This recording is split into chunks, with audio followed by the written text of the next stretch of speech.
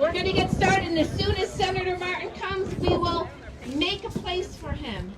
So, good morning, or good afternoon, everybody. I'm Cindy Bombard. I am president of the Central Connecticut Chambers of Commerce, and also the president of the BristolWORKS Board of Directors.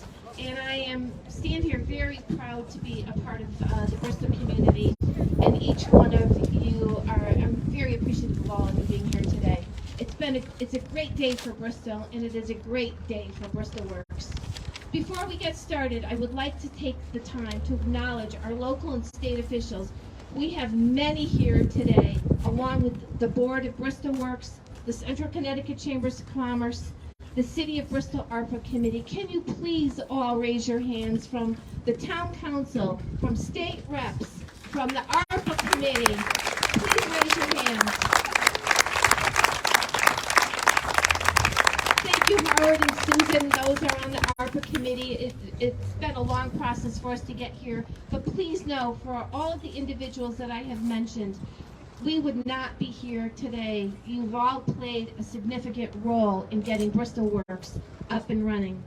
Another thank you is to the many partners that we have had and will continue to support us. We could not have done it without the Tuxas Community College, right next door to us, the Bristol branch, Capital Workforce Partners, the American Job Center, the Bristol Public School System, the Bristol Adult Education Program, the New England Spring and Metal Stamping Association, the Department of Labor, Bristol Health, and least but not last, the great city of Bristol. And a special thank you to our friends at ESPN and D'Amato Construction Company. Without helping us to outfit the office and guide us in the build-outs, none of us would be here today. And a shout out to our friends from Computer Development, because we would have been lost without the technology that they brought to us into their building.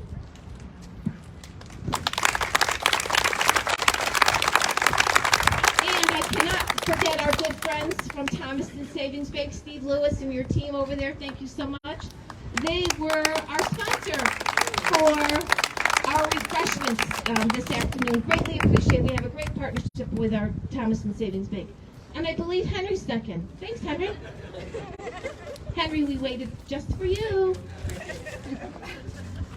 And we also want you to note that the refreshments are provided to from the Bristol Technical School System Culinary Department. It's just another great partner that we have, using students at the tech school to provide our refreshments for you this morning, or this afternoon. Now, I would be remiss if I did not mention our newfound friends at UH Consulting. They are the ones that are overseeing the $26 million money that came into the city of Bristol. Jack, Martha, and Sarah. I don't know if any of you in the audience have ever worked with a federal grant before, but it is quite complicated. But they have been very patient working with us through the process. And I want you to give us, I know Sarah, you're here, and your colleagues from UHY, thank you so much for everything you do for us. And I joke when I always say this about working with a federal grant. You see this pencil? You better have 3 quotes and a receipt for it. So a brief history of how we got here. More than 10 years ago, many partners had formed a Bristol Technical Advisory Council, which was run out of the Chamber of Commerce. The reason was to find out how our schools and our employers could work together. We knew that there was a shortage of workers, and we needed to see how we could all work together. We turned into what I called a matchmaker. We learned from each other on what was needed and what was available.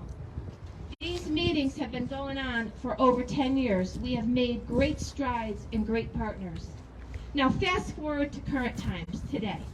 Approximately 16 months ago, there was a group of educators that got around a table to talk about how do we create a training center to work here in Bristol.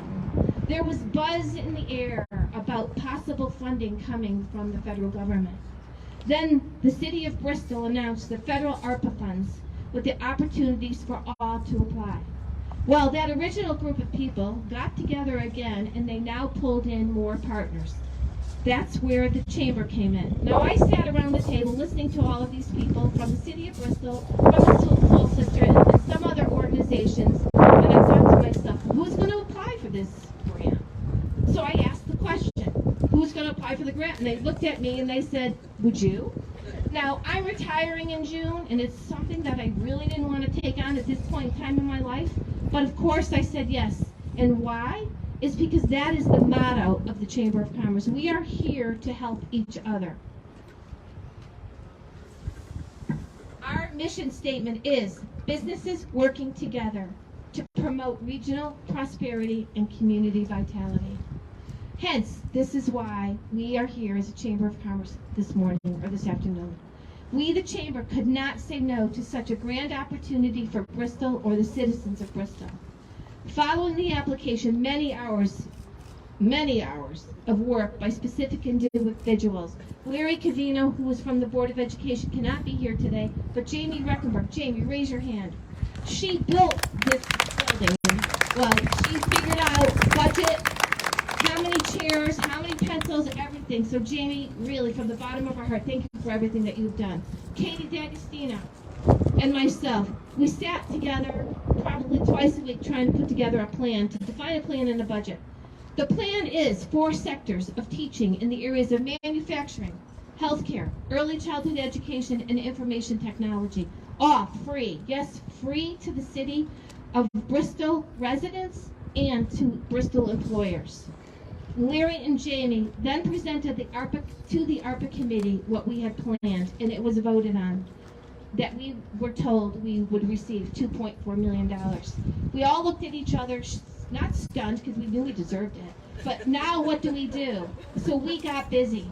A location was secured, which is behind me. We had to create a 501c3. We hired an accountant, Jill Fitzgerald. Jill, if you're in the audience, jump up and down because let me tell you, she's been a blessing for us. A construction began. We hired an executive director, Kim Ward-Holly. Kim, where are you? Wave your hand. All right. And you'll be hearing details about her. And classes have begun. And a free fee structure has now also been implemented for the communities that surround us that want to send their people here. The goal is that BristolWORKS be self-sustaining in 2025 through donations, grant opportunities, funding from other sources, becoming a credentialed training center, and many partners. This is where our federal and state friends and officials come in handy. They hopefully can guide us in that direction. That is just the briefing. More to come from Kim in a bit. And now I want to turn it over to my good friend, Mayor Jeff Caggiano, and the City of Bristol's mayor.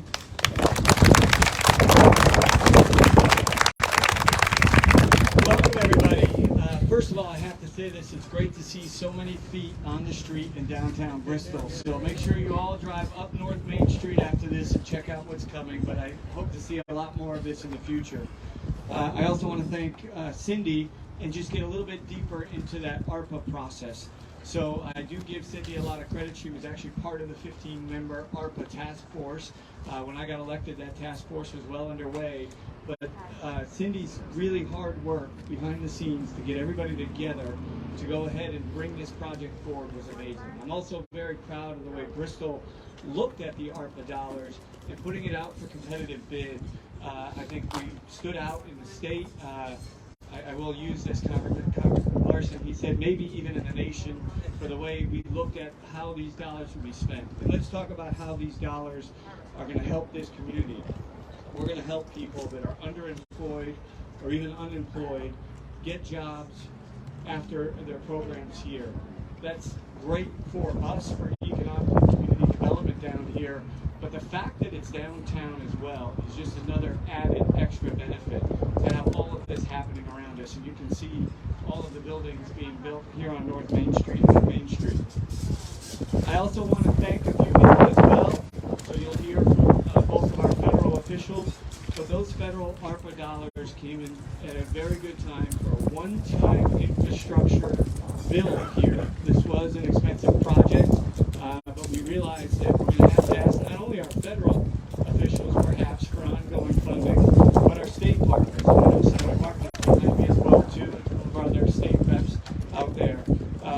We're going to continue to fund this programming. And the other beautiful thing about this project project, the way I see it, is that yes, we're focusing on IT, healthcare, manufacturing, and childcare, which right now are huge needs. But this can be a flexible place to move to whatever other positions that we might need to hire in the future. The last thing I want to do too is give a quick shout out to the D'Amato family and the corporation, because they built this in short order and brought this in on time and I think under budget. I don't want to talk to it. At budget. They're doing the same for us at City Hall, so that'll be the next time we can all get together, perhaps when we dedicate City Hall later this summer. So again, thank you to everybody. I'm going to turn it back to Cindy for the next announcement. Thank you. I am going to bring up the Honorable Senator Richard Blumenthal. And thank you for coming. Thank you, Cindy. How about a great round of applause for Cindy Ballard, for Katie D'Agostino, for the Central Connecticut Chambers of Commerce. Don't anyone ever tell me that Chambers of Commerce are a waste of time or don't accomplish anything. You get the job done. Thank you, Mayor, for your leadership. Things are happening in Bristol. Bristol is on the move. I want to thank my great colleague, John Larson, who is tireless in fighting for Connecticut, particularly the 1st Congressional District. He knows about jobs and how important they are. I want to ask all the manufacturers who are here today, everybody who runs a tool shop, any kind of manufacturing, I know there are some, please raise your hand so that we can thank you. Thank you.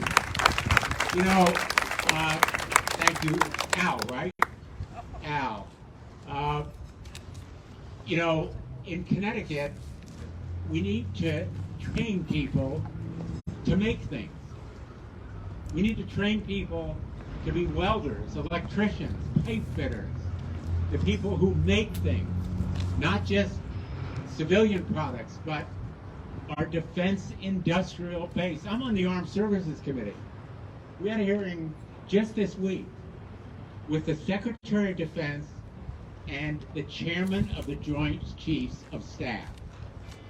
And you know the question I ask them, and I ask the Pentagon all the time, is how are we going to make the submarines, the F-35s, the helicopters, all of the stuff we need, including the Javelins and the Stingers and the Howitzer 155 millimeter to replace our stockpile that we are giving to the brave, strong warfighters in Ukraine. And we have to continue supporting them. How are we going to continue with that effort if we don't have the people to make those things? We need to use the Defense Production Act, but we need the workers who know how to make things.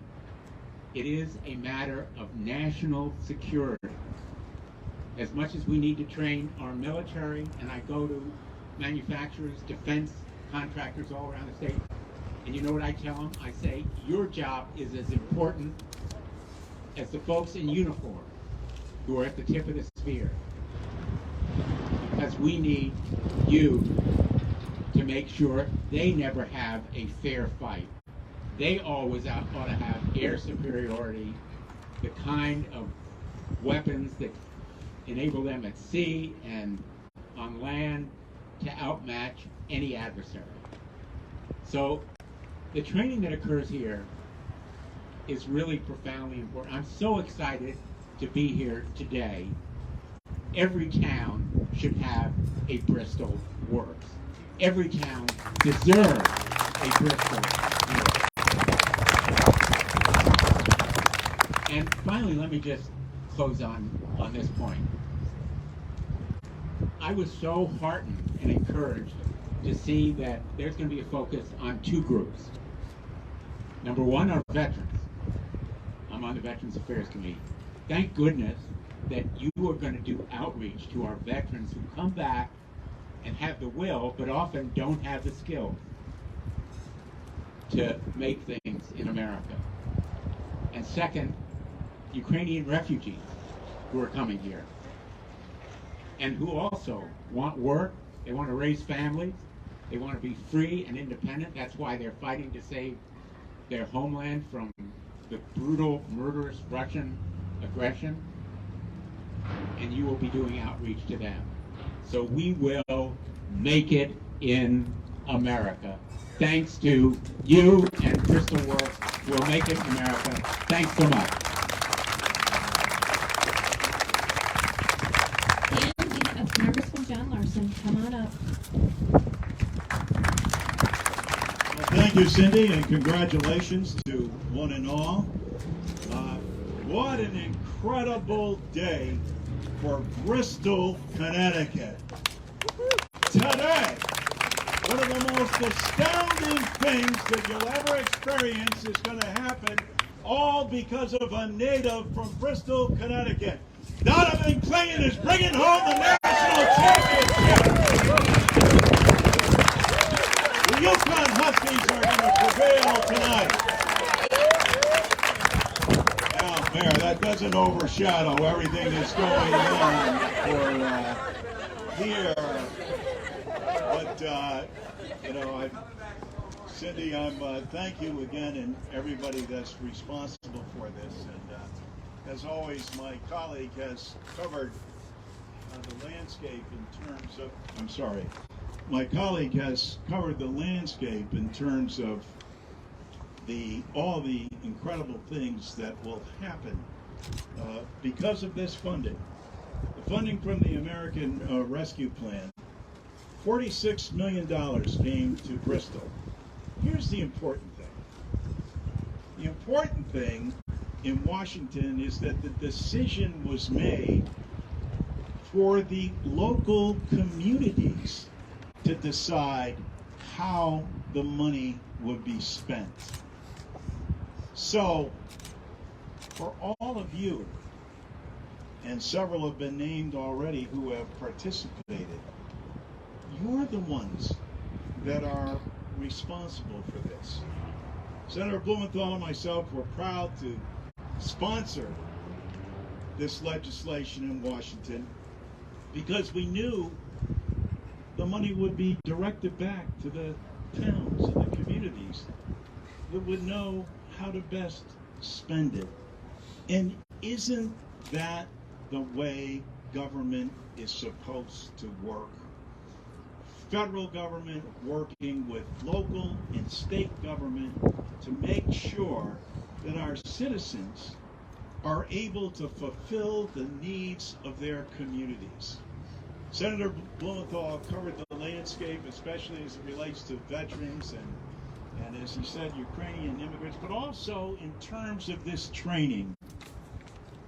Today, if there's not an opportunity to make sure once you receive the training, you don't have a way to get your child to daycare, or you don't have a way to get to work yourself, it's not as helpful as it can be. Again, thank you to BristolWORKS. Thank you to this community for thinking about the future and thinking about where you need to invest the money. I did say to the mayor that, yeah, this is a model for the country.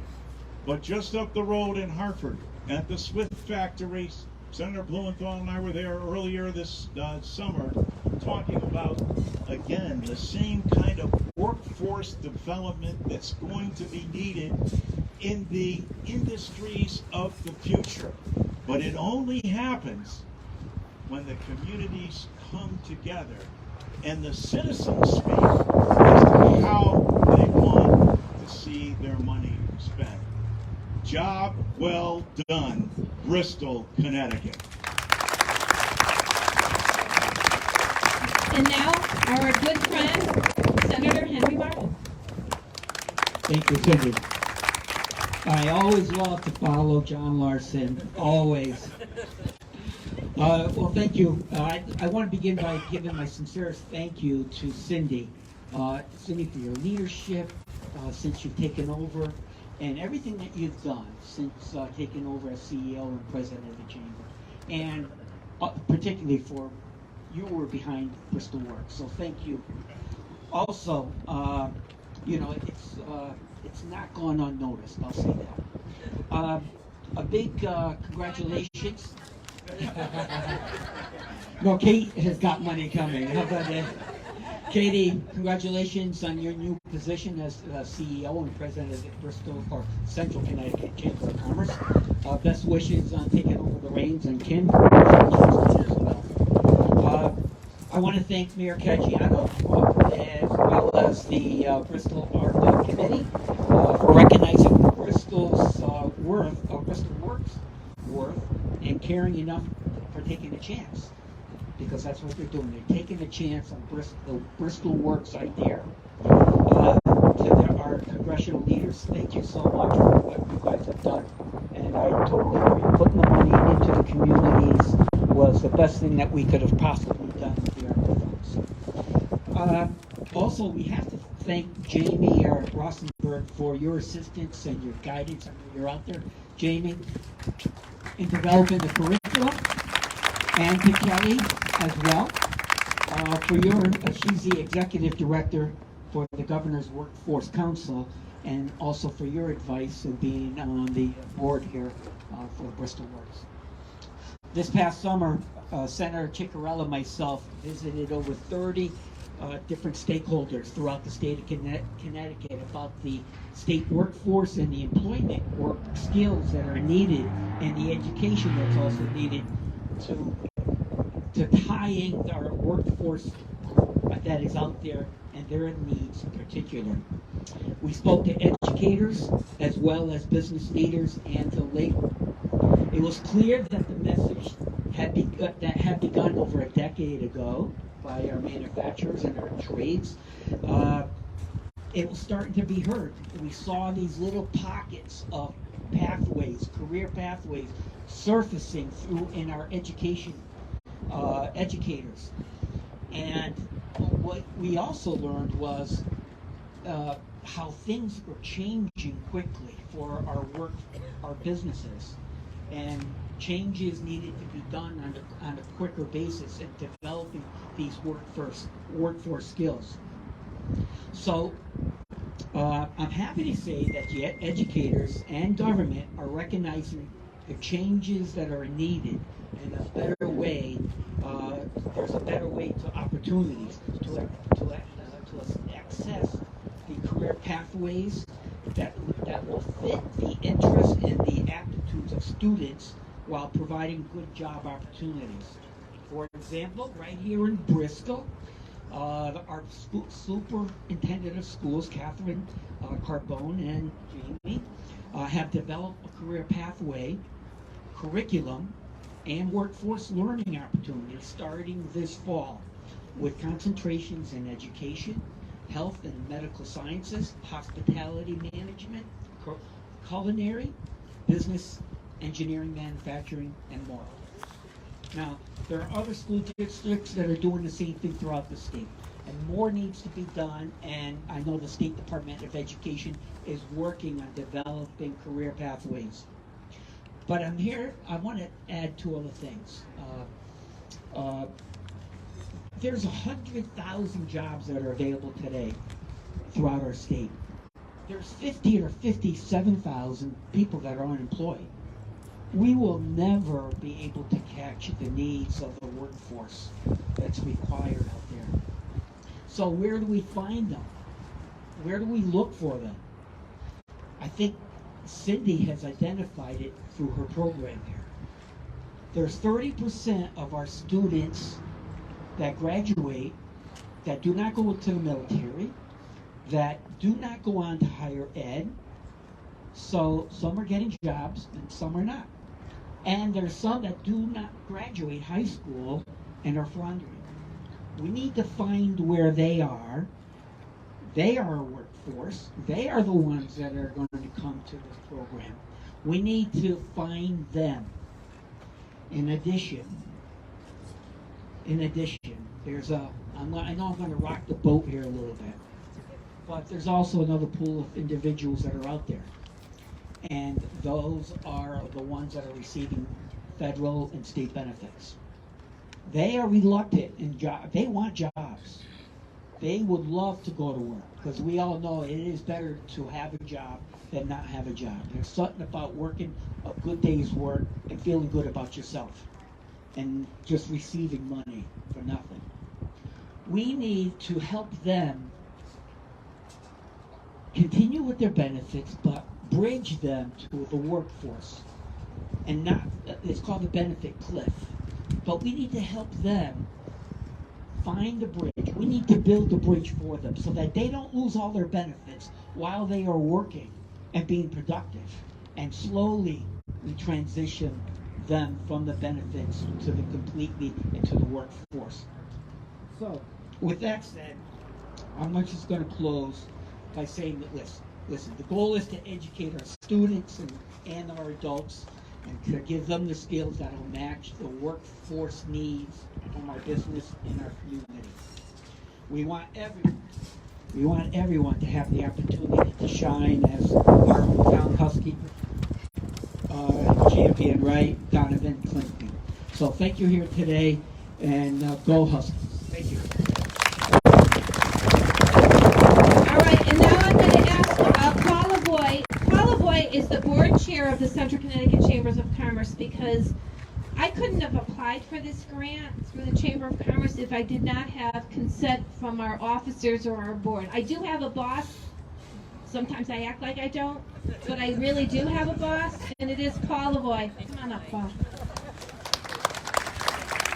Thank you. Do I get a sympathy card for that, for being Cindy's boss? So I'm actually here in 4 different capacities. So when I started with Bristol Tech and the advisory board, when I was working for Carey Manufacturing, so I was running a manufacturing business, I was involved here in Bristol as a member of the chamber. As Cindy said, I'm also the board chair of this great Chamber of Commerce, and I do work with Cindy and Katie.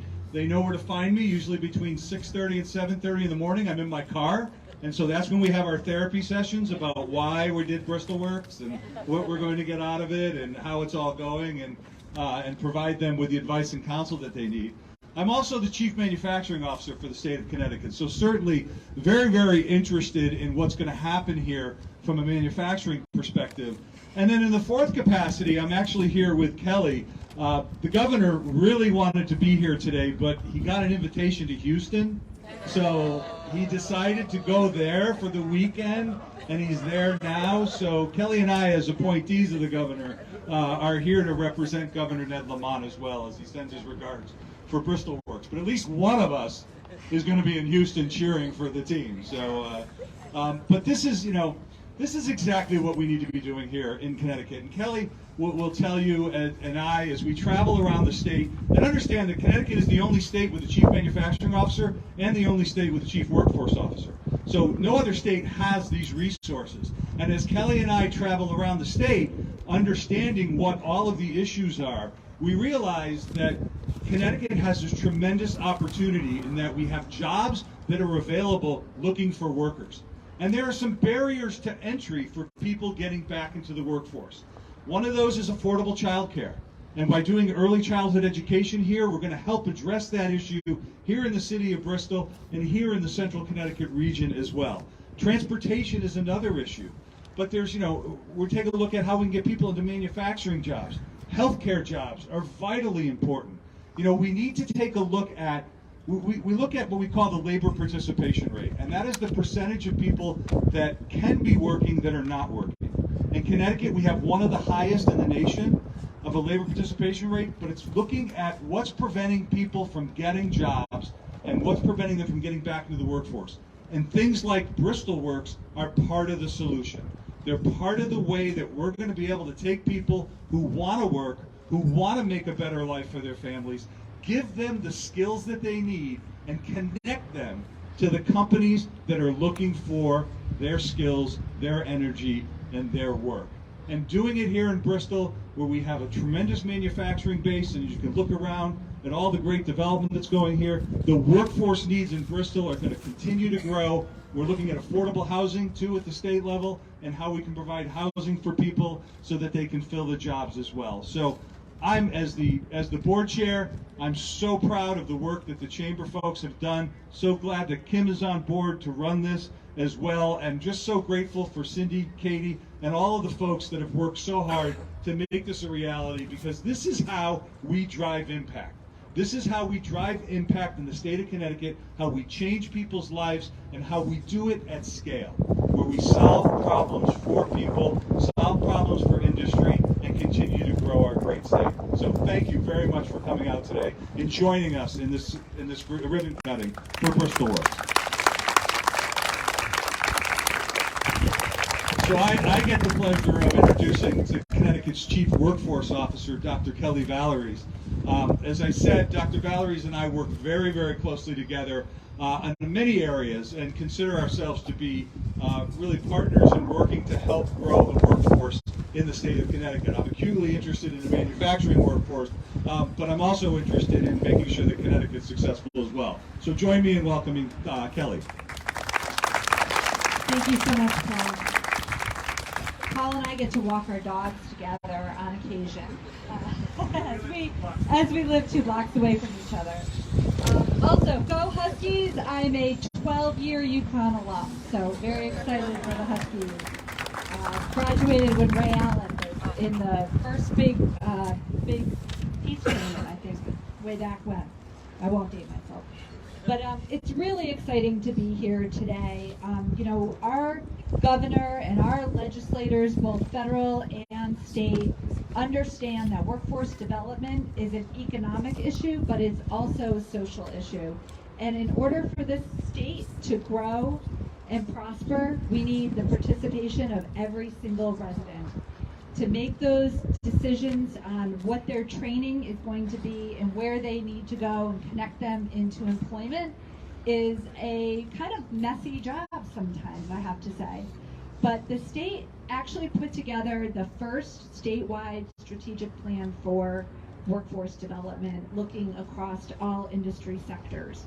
And it was really a privilege of mine to be part of helping to craft that plan as a Connecticut employer, owning a manufacturing company, and helping to build out pipeline programs with some of our school systems in Eastern Connecticut, and then being able to really do this on a statewide scale.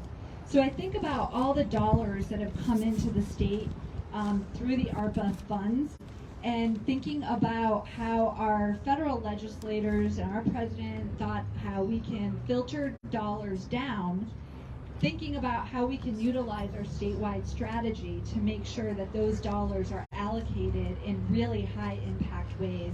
And then also looking at how our towns were able to build programs like BristolWORKS from the ground up.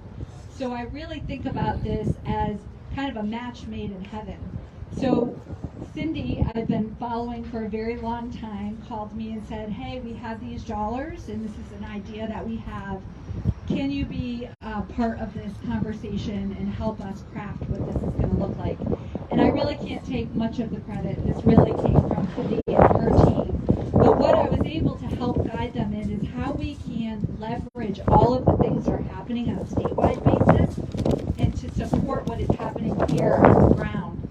And so we have a historic investment in workforce development with the Career Connect program, $70 million going into short-term training programs that meet the immediate demand of jobs that provide ladders to careers and family-sustaining wages. So we took the framework that we've developed. We have a You campaign out there driving people to sign up into these programs. We connected with Cindy's campaign and looking at how we can drive the people coming through our portal that are Bristol residents and send them directly to BristolWORKS. We're looking at ways in which we can braid our funding sources to make sure that there is no barrier that cannot be overcome for residents of Bristol and the state of Connecticut to participate in these job training programs, providing opportunities to pay for childcare, transportation, housing, food, access to technology, uniforms, anything anyone needs to fully participate in these job training programs are available at no cost. There's stipends associated, But the best part is that there's a job connected to the end of every one of these training programs. We were able to pull together 10 regional sector partnerships across the state. We have representation in manufacturing across all regions of the state, IT, healthcare, and bioscience. And these are places where our employers inform us on all of our partners, our community college partners, which are a huge partnership and program providers, right next door to BristolWORKS. How can you plan better than that, right? With our workforce investment boards, capital workforce partners, our AJC centers, to be able to be that connective tissue to make sure that people who come into these job training programs have connections to supportive services and connections to employment at the end. So we're really, really excited to see how these federal dollars filter through all of these places and end up in these high impact programs like BristolWORKS. So thank you so much for the opportunity to celebrate with you today. Thank you for all of your dedication and your work. And Cindy, you will be greatly missed, and we will be thinking about you as you're out and about enjoying your retirement. And I want to thank our federal delegation and our state delegation, our local delegation, for all the support that you provide and the guidance and the funding. So thank you very much. And now it gives me great pleasure to bring up Kim Ward-Holly. I'll tell you what, when Jamie, Larry, Katie, and I got the, fine-tuned everything, got to the place where we were at, and now we had to find an executive director. We couldn't have been more pleased to find somebody in the caliber of what Kim has brought to the table. A retired superintendent of schools, an educator, a planner. She smiles all of the time, and she has great connections. So Kim, come on up.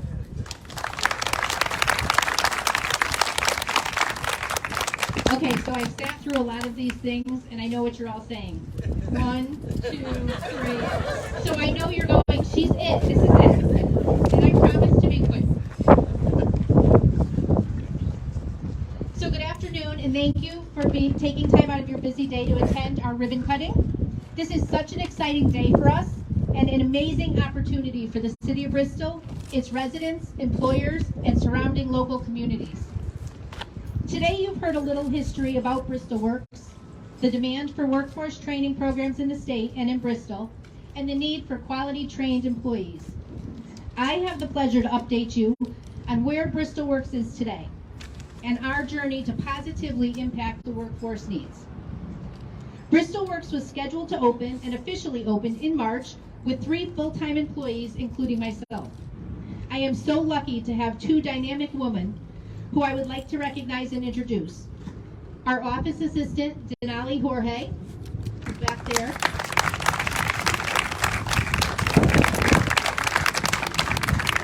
And our employability specialist, Anna Maria Russo.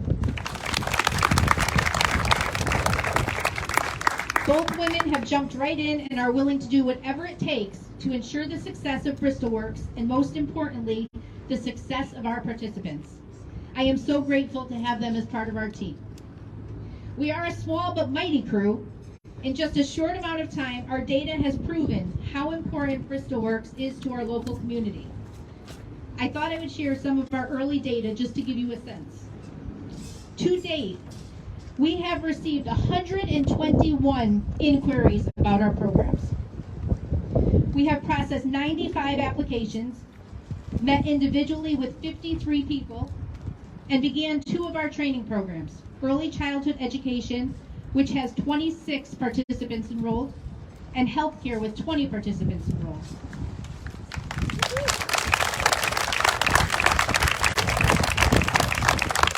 People are ecstatic about the opportunity and excited to enter the workforce in these high-demand fields.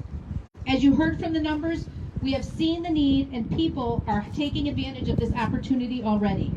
I cannot wait to see how many people BristolWORKS can positively impact.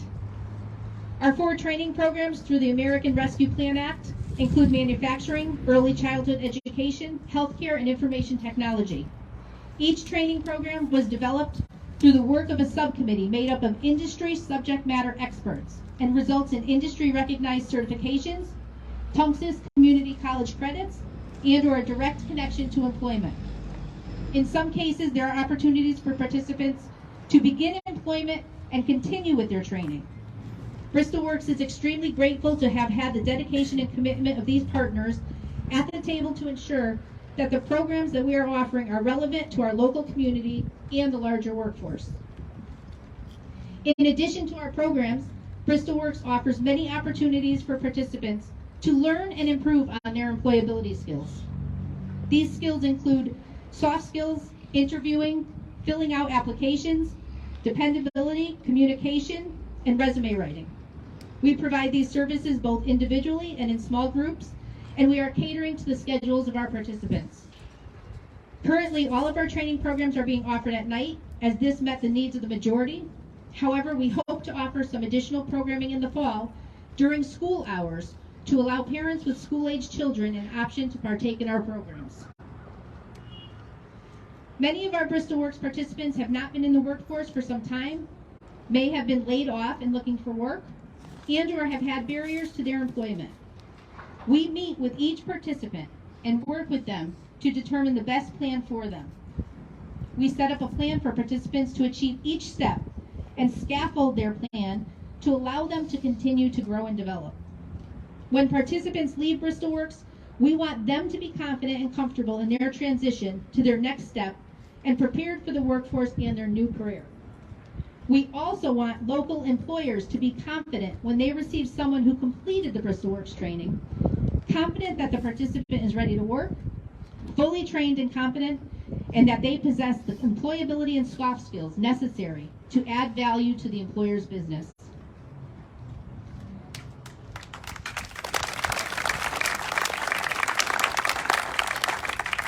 Through this venture, we have already collaborated with many partners, and we're trying to ensure that we meet the needs of all of our populations within the city.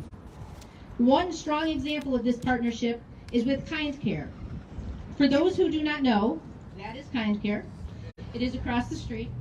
It is an assisted living facility, and it's scheduled to open in the summer. Kind Care anticipated the need to hire approximately 70 people over 3 shifts.